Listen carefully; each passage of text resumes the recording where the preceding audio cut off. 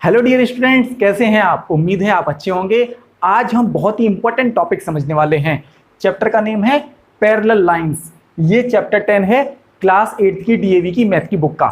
बहुत अच्छे से समझ में आने वाला है, बस आपको पूरी वीडियो लगातार देखनी है। तो चलिए वीडियो स्टार्ट करते हैं। लेकिन उससे पहले आपसे एक रिक्वेस्ट करना चाहूंगा कि अगर आप इस चैनल पर नए हैं तो प्लीज चैनल को सब्सक्राइब कर दें और बेल आइकन को प्रेस कर दें, जिससे आने वाली डीएवी बोर्ड से रिलेटेड जितनी भी न्यू वीडियोस हैं उनके नोटिफिकेशन आपको मिलते रहेंगे और आप सबसे पहले उन वीडियोस को देख पाएंगे। तो चलिए स्टार्ट करते हैं।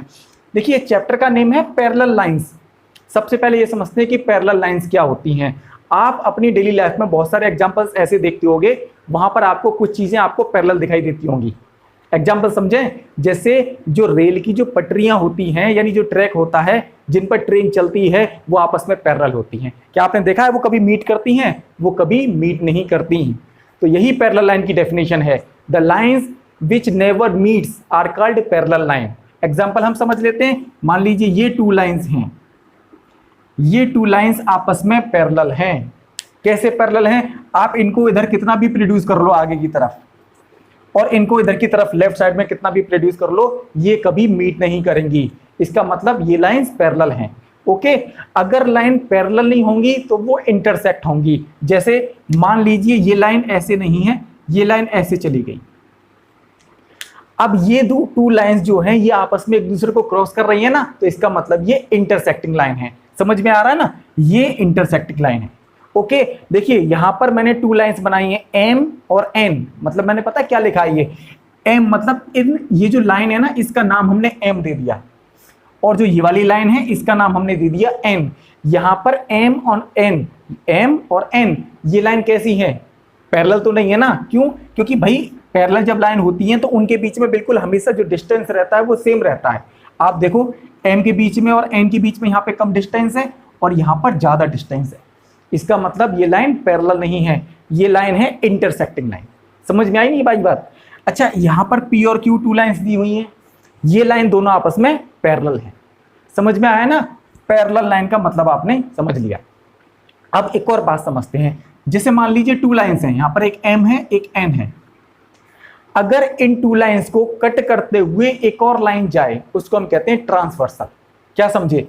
यानी एम और एन, यहां पर टू लाइंस हैं, इनको ये टी जो है वो कट कर रही है, दोनों को कट कर रही है ना। एम को भी कट कर रही है और एन को भी कट कर रही है। इसका मतलब ये हो गई ट्रांसवर्सल। क्लियर है ना? यहां पर कौन सी ट्रांसवर्सल है? आर। यहां पे जो ट्रांसवर्सल लाइन है उसको हम नाम देंगे आर। क्लियर है ना? टॉपिक समझ में आ रहा है ना? ओके, अब हम समझते हैं कि जब भी कोई ट्रांसवर्सल होगी तो वो कुछ एंगल बनाएगी। देखिए एंगल कब बनता है ये भी समझ लेते हैं। जैसे मान लीजिए ये टू लाइन है, ये इंटरसेक्ट कर रही है कि नहीं? ये टू लाइंस हो गई और ये इंटरसेक्ट कर रही हैं, तो यहां पर भी तो एंगल बन रहा है ना। जहां पर टू लाइंस आपस में मीट कर रहे हैं वहां पर वर्टेक्स जो बनेगा, वहां से एंगल बनना स्टार्ट होगा। यानी एक एंगल ये बन रहा है, एक ये बन रहा है, एक ये बन रहा है, एक ये बन रहा है। यानी यहाँ पे 4 डिफरेंट एंगल्स बन रहे हैं। ऐसे ही यहाँ पर आप देख सकते हैं 1 2 3 4, यहाँ पे 4 एंगल बन रहे हैं और यहाँ पर भी 4 एंगल्स बन रहे हैं। अब इन एंगल्स के कुछ स्पेशल नेम्स होते हैं, उनको हम जरा समझ लेते हैं। ध्यान से समझिएगा, आपको बहुत अच्छे से समझ में आने वाला है। ओके, डिफरेंट इनके नेम्स होते हैं एंगल्स के। ओके, यहाँ पर वैसे 8 एंगल्स बन रहे हैं, लेकिन कुछ पेयर ऐसे हैं जिनको हम एक स्पेशल नेम दे देते हैं। समझ में आ रही नहीं आ रही बात? अब हम समझते हैं कि वो कौन से होते हैं। ओके, फर्स्ट है पेयर्स ऑफ करस्पॉन्डिंग एंगल्स। देखिए, करस्पॉन्डिंग एंगल को पहचानना बहुत इजी है।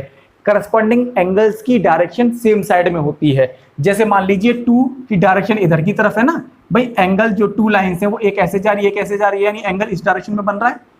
ऐसे ही 5 भी इस डायरेक्शन में बन रहा है। मतलब 2 और 5 का जो एंगल जो 2 है एंड एंगल 5 है, इनके पेयर को हम करस्पॉन्डिंग एंगल कहेंगे। समझ में आई बात? नहीं आई? अच्छा, 1 और 6, देखो 1 की डायरेक्शन नीचे की तरफ है, ऐसे ही 6 भी उसी डायरेक्शन में बन रहा है, तो ये भी करस्पॉन्डिंग एंगल का एग्जाम्पल है। ओके, ये जो है 4 और 7, ये जो पेयर है ये भी करस्पॉन्डिंग एंगल का एग्जाम्पल है। एक और कौन सा हो गया?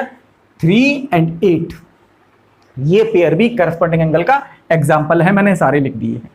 ओके, सेकंड है पेयर्स ऑफ अल्टरनेट एंगल्स। ये भी समझ लेते हैं। अच्छा, इसमें भी समझ सकते हैं ना भाई, जैसे इसमें करस्पॉन्डिंग एंगल्स दिए हैं ऐसे इसमें भी करस्पॉन्डिंग एंगल्स हैं। हम आगे समझेंगे कि कब इक्वल होते हैं, कब इक्वल नहीं होते, ये हम आगे समझेंगे। अभी हम केवल नेमिंग समझ रहे हैं। ओके, समझ में आ रहा है ना? अभी हमने क्या समझा? केवल नेम, कि अगर सेम डायरेक्शन में एंगल्स होंगे उनको हम करस्पॉन्डिंग एंगल्स कहेंगे। जैसे 1 और 6 इनका पेयर आपस में करस्पॉन्डिंग एंगल्स है, 7 और 4 का है, 3 और 8 एंड 2 और 5। क्लियर है ना? ओके, अब हम समझते हैं pair of alternate angles. Alternate का मतलब है डायरेक्शन जो होगी ना अल्टरनेट होगी। जैसे 5 की डायरेक्शन इधर है, 4 की डायरेक्शन इधर है, ये अल्टरनेट एंगल हो गए। यानी 1 एंड 8 भी अल्टरनेट एंगल है। देखो 1 की डायरेक्शन इधर है, 8 की डायरेक्शन इधर है, तो जब भी डायरेक्शन अल्टरनेट होगी उसको हम अल्टरनेट कहेंगे। एंगल 1 एंड एंगल 8 ये है alternate angle. Angle 4 and angle 5 okay, ये भी अल्टरनेट एंगल है। अच्छा, एंगल 2 की डायरेक्शन है उधर और एंगल 7 की डायरेक्शन है इधर, उसमें भी देख सकते हैं आप फिगर, और ये इसमें करस्पॉन्डिंग एंगल्स और इसमें करस्पॉन्डिंग एंगल्स भी सेम ही है। ओके, लेकिन फर्क इतना है क्योंकि ये लाइन पैरेलल नहीं है और इसमें लाइन पैरेलल बनाई है। ओके, इसमें देखिए अल्टरनेट एंगल 2 का अल्टरनेट एंगल कौन सा है? 7, तो यानी 2 एंड 7 भी जो है आपस में अल्टरनेट एंगल है, और 3 एंड 6 ये 2 एंगल्स जो है अल्टरनेट एंगल्स हैं। ओके, अब जो 2 लाइंस के जो अंदर जो एंगल बनते हैं ना उनको हम इंटीरियर कहते हैं। मतलब 1 एंड 8, एंगल 1 एंड एंगल 8 ये अल्टरनेट एंगल हैं और साथ ही साथ ये इंटीरियर हैं क्योंकि लाइन के अंदर आ रहे हैं, तो इसको हम बोलेंगे अल्टरनेट इंटीरियर एंगल। ओके, यानी 4 और 5 को आप क्या बोलोगे? Alternate interior angle. Okay, and 2 और 7 को आप क्या बोलोगे? अल्टरनेट एक्सटीरियर एंगल, क्योंकि 2 जो लाइन है उनके ये बाहर बने हुए हैं। उम्मीद है आपको समझ में आए होंगे। क्लियर है ना? अच्छा, अब एक टॉपिक समझते हैं अच्छे से, ध्यान से समझिएगा बहुत अच्छे से। और अगर आपको एक बार में समझ में ना आए तो आप पीछे एक बार बैक करके भी वीडियो को अच्छे से देखिएगा, उम्मीद है आपको अच्छे से समझ में आएगा। मैंने आपको बता दिया, अभी केवल मैंने आपको नेमिंग बताई है एंगल्स की। ओके, अब एक बात जरा अच्छे से समझते हैं कि अगर 2 लाइंस अगर पैरेलल हैं तो ये जो पेयर्स है ना ये आपस में इक्वल होते हैं। कब इक्वल होते हैं? जब लाइन पैरेलल हों। अच्छा, अब एक बात बताइए, ये करस्पॉन्डिंग एंगल है आपस में, यानी 2 और 5, क्या ये एंगल इक्वल होंगे? नहीं होंगे। इसमें इक्वल नहीं होंगे करस्पॉन्डिंग एंगल। किसमें इक्वल होंगे? इसमें इक्वल होंगे, क्योंकि जब लाइन पैरेलल होंगी, इसमें मैंने जो लाइन बनाई है ना, यहां पर P जो है पैरेलल है Q के, यानी इस वाले फिगर में, यहां पर इस वाले फिगर में ये गिवन है कि P एंड Q आपस में पैरेलल हैं। अगर पैरेलल हैं तो ये 2 एंगल्स, यानी ये वाला एंगल इसके इक्वल होगा, ये सारे एंगल्स आपस में इक्वल होंगे। मतलब करस्पॉन्डिंग एंगल्स इक्वल होते हैं जब लाइन पैरेलल होती है तब।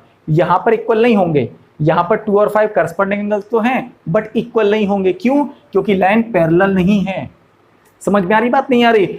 यहां पर 2 और 5 इक्वल होंगे। क्यों? क्योंकि लाइन पैरेलल है। अब जैसे मान लीजिए एंगल 2 की जो वैल्यू है वो 110 डिग्री है, या मान लीजिए 70 डिग्री है, या 80 डिग्री का एंगल है। मान लीजिए एंगल 2 की जो वैल्यू है वो 80 डिग्री है, तो हम कह सकते हैं कि एंगल 5 भी 80 डिग्री का होगा।